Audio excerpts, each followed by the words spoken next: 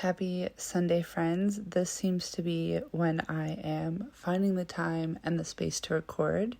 And so it is 6 p.m. Sunday evening, and I was reconnecting spiritually. I have been sitting with so much going on in my mind about career and purpose and family life, and all those thoughts that tend to weigh us down that we don't share out loud. And I've gotten so much better at sharing. I share with my husband and my mom, talk about it endlessly with them. They are my people, my safe space. But it still repeats. It's like a loop in my head that if I can't fix it now, if I can't understand it now, if I can't get the answer now, there's this fixation, and I know I'm supposed to be surrendering. I know what's meant for me will be, and I'm taking action and being open to opportunity. But that lack of control can feel so crazy, feeling so enraging.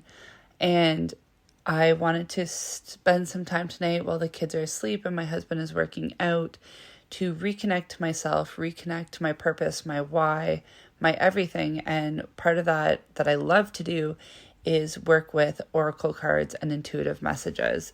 It's something that I've done for over a decade now, but that I really, really love. And the messages that come through are just so beautiful and so strong.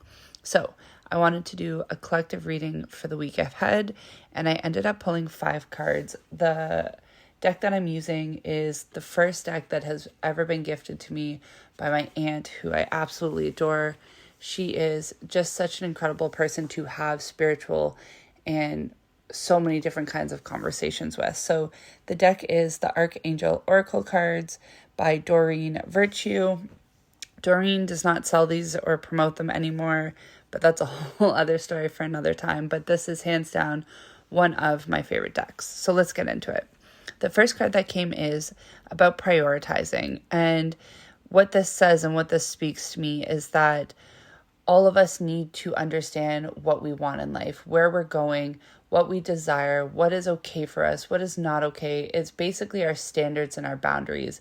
What can we allow to take up space, and what do we have to just start saying no to because it drains us or leaves us feeling negative and not in a good way? Because this then goes into the next card of healthy lifestyle. And it can talk about eating a healthy diet, getting adequate sleep. But what I really feel is this goes back to mental wellness and mental health. If we are prioritizing our well-being and prioritizing the things that make us feel good, that fill our cup, in order for us to pour into others. And before we pour into others, we are starting to balance out the ebb and flow of chaos, right? Life is chaotic. It's going to get chaotic no matter how zen you are, how stable you are. There's moments in life that are busy, busy, busy. But if we are prioritizing our nervous system, our mental health, taking care of ourselves, we can still thrive and feel healthy and feel in control because we are taking the steps that we need to take in order to achieve all those things. The next one that came up was a chakra clearing. So this is basically releasing the old energy, letting it go, surrendering, and just being in the moment. That's what's coming through for that message. Just letting go of the past energy, letting go of the anger, the negativity. One of my favorite sayings that I recently remembered is, when you're angry with someone, it's poison to yourself. They're not poisoned. They are not feeling those feelings of your anger.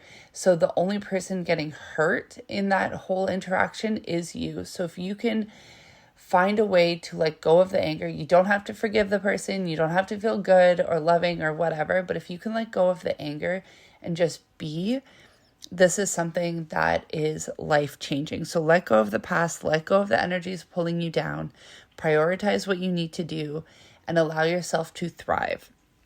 The next 2 cards are leadership and counselor. So the leadership, self-explanatory with the last 3 cards, really leading yourself, stepping into that role, not playing the victim, but playing the CEO of your life, right? Taking ownership, taking control, making it happen, making the moves.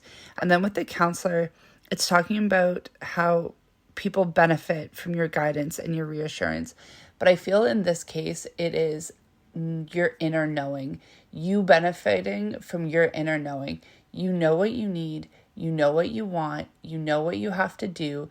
It's about trusting yourself and allowing yourself to receive the support, receive the abundance, receive the ideas that you are getting, receive the goodness that's going to come from it, receive the quiet and stillness that comes from saying no, right? This is about being gentle with yourself and giving yourself the guidance and the love that you would give your closest friend or your closest family member.